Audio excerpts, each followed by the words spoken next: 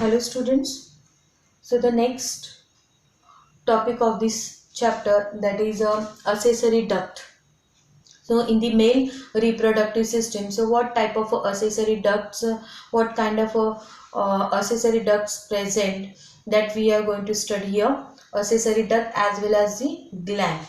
Now here accessory ducts consist of the rete testis, then vasa efferentia, then epididymis. There is also presence of the vas deferens, ejaculatory duct. So these are the ducts we can observe in the accessory. So these are the accessory ducts. Now rete testis.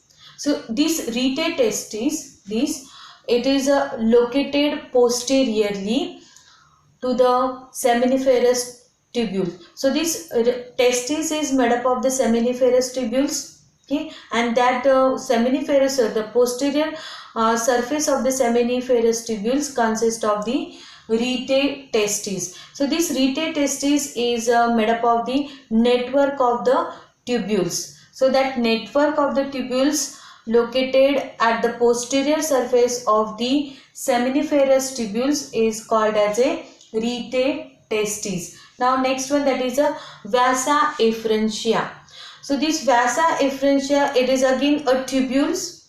These are the 12 to 20 fine tubules, which is again located posteriorly to the rete testis. So rete testis gets extended into the fine tubules, and that is called as a vasa efferentia, which is arising from the rete testis, which carries the sperm from the testes. So seminiferous tubules, as I told you, that it consists of the what? Sperms, and that sperms gets released and enter into the rete testis and then enter into the vasa efferentia. So it carries the sperm from the testes and open into the epididymis. Then it enter into the epididymis. So this epididymis, it is a highly coiled tubular structure, and that gets differentiated into the three parts: upper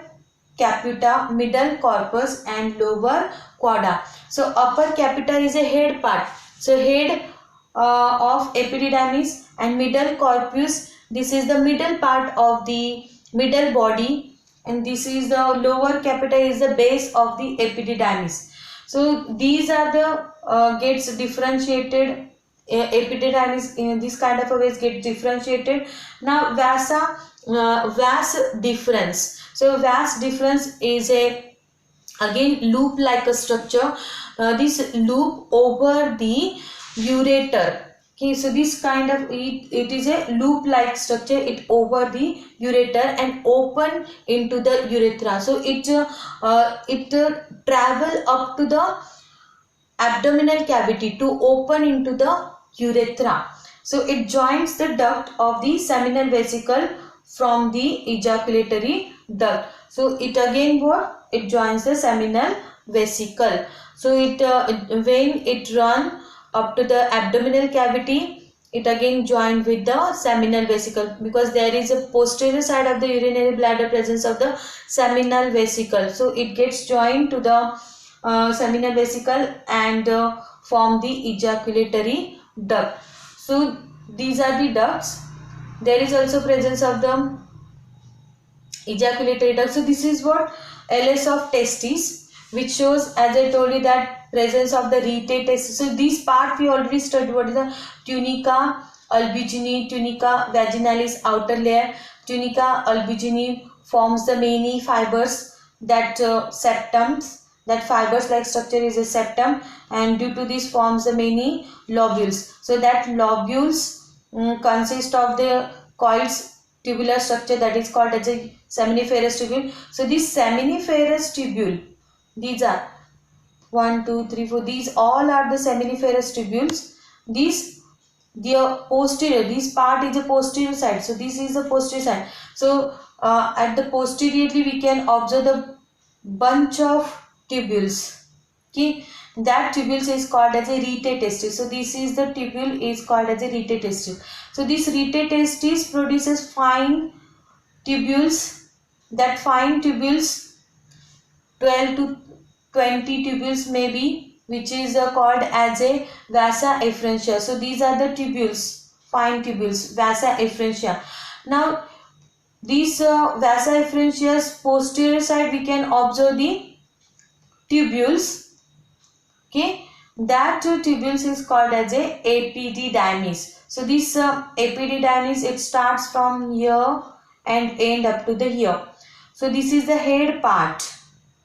Okay, upper part, this is the middle part, middle corpus, upper capita, and lower one, that is a quada. So this kind of a ways gets divides the epididymis. Okay, now there is a vasa difference. So here the vasa difference arising from the epididymis. Okay, and it travel up to the abdominal cavity. Okay, this vas difference travels, this tube travels and travels up to the abdominal cavity and opens into the urethra. Okay, when it travels and open into the urethra, that time it gets connected with the seminal vesicle and ejaculatory duct. So this part is a, what is that, vas deferens. Okay, here is also presence of this layer is also show the spermatic cord, blood, that this is the spermatic cord and this is the blood vessels and nerves. So blue color is a nerves and this red color part is a, this tubes is a blood vessels. So this LS of testes. Now this is the ejaculatory duct. So as I told you that this ejaculatory duct and seminal vesicle opened in the where vas deferens. Now ejaculatory duct passes through the prostate gland and open into the urethra, which is a common passage for the urine and the semen, which is also called as a urinogenital duct. Okay, so this ejaculatory duct is also called as a urinogenital duct. So here I want to show in the diagram. So this is the vas deferens. Okay, so this vas deferens enters into the urethra. This passage is a urethra. So this vas deferens enter into the urethra. So this part is the abdominal cavity. Vas deferens enter. Okay, so this when it enter into the urethra, this mouth part, okay, this mouth part entry of the urethra. So this part is called as a ejaculatory duct. So this ejaculatory duct here we can observe.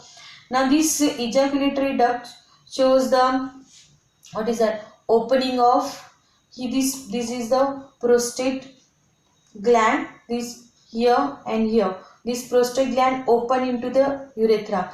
Here this side of a prostate gland is also open into the urethra. So this prostate gland open into the urethra. So ejaculatory duct also shows the opening of prostate gland. Okay, now this we can observe here in the ejaculatory duct. So in the male, urethra is a long, extend through the penis, and though this penis is open outside by an opening is called as a urethral orifice. So the penis, which is so urethra in the male is a long, and that part is called as a penis. So that penis shows the opening, that opening that it gets opened outside, that opening is called as a uriface, urethral uriface, and all the ducts are paired except the urethra. Okay, so this is the part, these all are the ducts we can observe in the male reproductive system. Now there is a next one, we will see the glands. Now, so the accessory glands, what are these? This is the seminal vesicle. So first gland is a seminal vesicle. So this seminal vesicle, which is again a pair of a gland which located posterior to the urinary bladder. See here I want to show in the diagram. So these are the seminal vesicle. So this seminal vesicle is located, this is the urinary bladder. So the posterior side of the urinary bladder we can observe the, what is that? Seminal vesicle. So seminal vesicle is located posterior to the urinary bladder. So it lying posterior of the urinary bladder, and it secretes a that is a seminal fluid. That seminal fluid consists of the three important contents, that is a fructose, then fibrinogen, and the prostaglandins. So prostaglandin. Now this first one, that is what? Fructose. So fructose provides the energy for the movement of sperm. Then second one, so this kind of a ways we can say that fructose provides a nourishment to active the sperm. So sperm gets active due to the energy of the fructose. Now that is a second one, fibrinogen. So fibrinogen, it coagulates the semen. So semen gets coagulated and appears in a bulk. So that is a coagulates and appears in the bulk, that is a bolus. We can say that the bolus for the quick propulsion in the vagina. So propulsion, it means it gets thrown into the vagina, so that semen can be, so semen gets thrown inside the vagina. So for that's why this fibrinogen coagulates a semen. Okay, so it's very quickly gets thrown into the vagina. Now prostaglandins. So this prostaglandin stimulates a reverse peristaltic movement in the vagina. So that's why when the sperm enter into the vagina, it do not gets fall down. It enter inside the vagina and reaches up to the ureter to fuse with the female egg. So for the fusion of the egg to move towards the egg, so that's why this reverse peristalsis movement occurs in the vagina due to the prostaglandin. So this prostaglandin, this substance allows the, what is that movement? Peristalsis movement in the vagina. Okay, so this kind of a ways. So again one more important, that what? This aiding the movement of sperm. So it movement of sperm gets faster due to the that is prostaglandin substance. So these three substances produced in the seminal vesicle. Now next one, that is a prostagland. So this prostagland produces the prostatic fluid. So this prostagland is made up of the 22 to 30 lobes, okay, and located on the posterior side, or we can say that the posteriorly underneath of the urinary bladder. So below the urinary bladder, underneath of the urinary bladder, there is a presence of the prostate gland. So this prostate gland produces the, what is that? Prostatic fluid. So this prostatic fluid, it is a white milky, it is a white milky and slightly acidic in nature. Okay, it is what? White milky and slightly acidic in nature.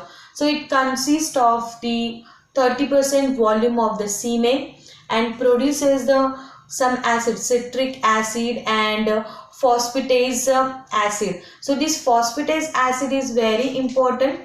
This phosphatase acid protects the sperm from the acidic environment of the vagina. When the sperm released in the vagina, this vaginal environment is acidic, so that can be harm to the sperm. So sperm can sperm can die in the acidic environment of the vagina. So to do not die the sperm, see phosphatase, this phosphatase acid protects the sperm from the acidic environment of the vagina. Okay, so this is what prostate gland. Now next one, that is a corpus gland, which is also called as a bulbourethral gland. So this corpus gland, which is a pea-shaped, small pea-shaped sized gland, which is again a pair and present on the either side of the urethra. Okay, these glands secretes the alkaline viscous mucus like a fluid, which is helps to lubricant during the copulation. So this helps to the lubrication. So this lubrication to the penis. So to help the lubrication, so the corpus gland produces what? Mucus like substances. Okay, so this is the corpus gland. Here is a bulbourethral gland, which is also called as a corpus gland, which is opened into the urethra, which lubricates the urethra during the copulation. Now semen.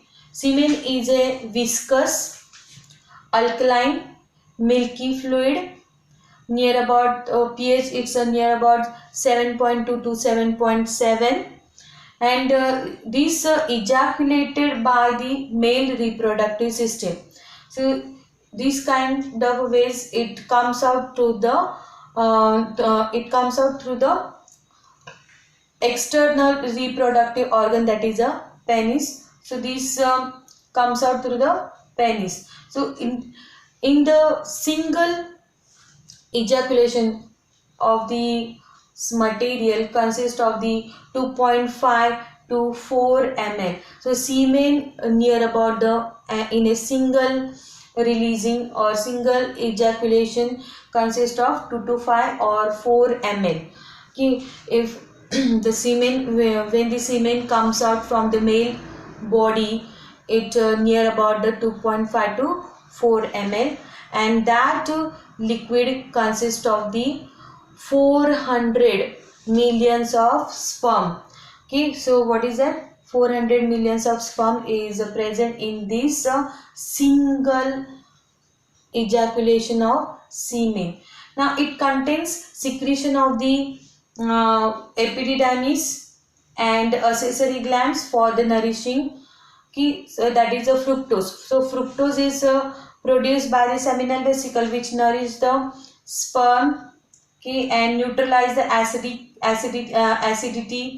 Okay, so neutralize the acidity environment of the vagina. So phosphatase acid gets produced in the prostate gland, so which neutralize the acidic environment of the vagina. So which consists of what? Calcium 2 plus bicarbonate. So these are the things is present. So action of movement of gets carry out. Action of movement of sperm gets carried out through the prostaglandins. So prostaglandin is produced in seminal vesicle.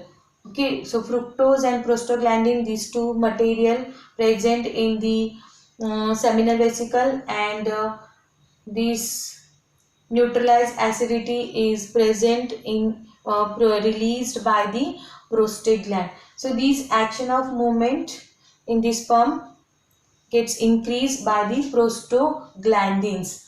So this is the semen. Now external genitalia includes the penis and scrotum. First we will study about the penis. Penis is a male copulatory organ, which is a cylindrical, muscular, with the 3 bundles of erectile tissue.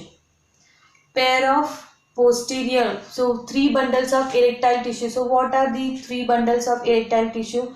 So first, the lateral side of the penis, presence of corpora cavernosa or cavernosum, we can also say them cavernosum or corpora cavernosum or corpora cavernosa. Okay, so this corpora cavernosa, which is present on the either side, or we can say that the lateral side of the penis. So these are the made up of the two columns of the tissues, and that two columns of the tissue erects the penis. So these corpora cavernosa erect the penis. Okay, so this column of the tissue filled with this column of the tissue consists of the blood or filled with the blood. So it gets fill up the blood. Now the median part of the penis consists of the corpus spongiosum. So spongiosum what? Because this median part of the penis consists of the sponge tissues, and that sponge tissue fill the blood. When see corpora cavernosa erect the penis, and the spongiosum, that median part of the penis, is made up of the spongy tissues that fill the blood. So they this will hard the penis, cavernosum hardening the penis, and the spongiosum supports the erection of the penis. So swollen tip of the penis is called as a glans penis, that covers with the loose fold of a skin, which is also called as a prepuce. So this prepuce produces some mucus like a substance. So this part always wet. Okay, so this what is that? Glans penis is covered by a loose fold of a skin, that is called as a prepuce. So this is all about the penis, which is a copulatory organ of the male. Now scrotum. Now scrotum is a loose pouch of pigmented skin behind the penis. So behind the penis, backside of the penis, we can observe a loose pouch of pigmented skin. So that skin is a loose, okay, and it divides the scrotal sac. What is a scrotal sac? The scrotal sac is a covering of the testes. So outer covering of the testes, that is called as a scrotal sac. That scrotal sac gets divided right and left.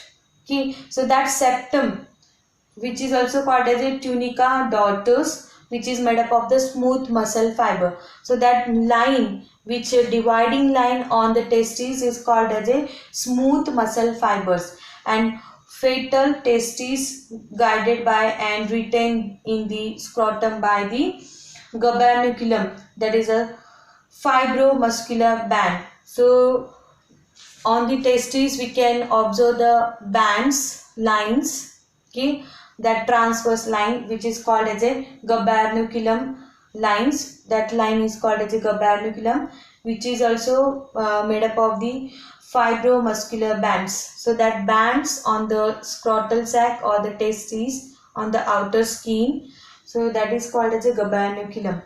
Okay, so dividing line is a tunica dortus, and the transverse line is a gubernaculum. So this is all about the reproductive organs. Now testes remain suspended in the scrotum by the spermatic cord. So here is a spermatic cord at the end of the testes. We can observe the cord. That cord is called a spermatic cord. Now cremaster and dartos muscle helps testes drawing the close and away from the body, which helps in maintaining the temperature of the testes 2 to 3 degrees centigrade lower than the normal body temperature. So here is a spermatic cord is end part of the testes, that shows the spermatic cord. Okay, now the spermatic cord on the either side of the spermatic cord, as I told you, there is vas deferens, these tubules run.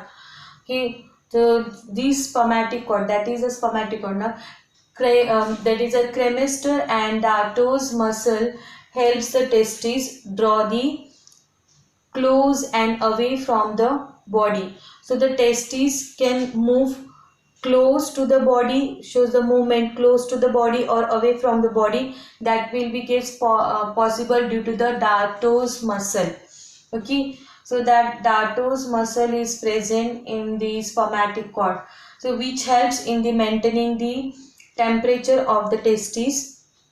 So our whatever the body temperature is in that person will be less in the testes, 2 to 3 centigrade less in the testes to maintain the normal body temperature in the testes. So it will helpful for the sperm can be live in that condition. So that's why it releases the, or we can observe the less temperature, temperature than the body temperature. Okay, now cryptorchidism. So cryptorchidism is a failure of testes descent into the scrotum, which result the sterility. Now in the fetus, in the mother womb, the fetus, okay, that fetus shows what? Testes in the abdominal cavity. So testes develop in the abdominal, early stage of the fetus, testes develop in the abdominal cavity.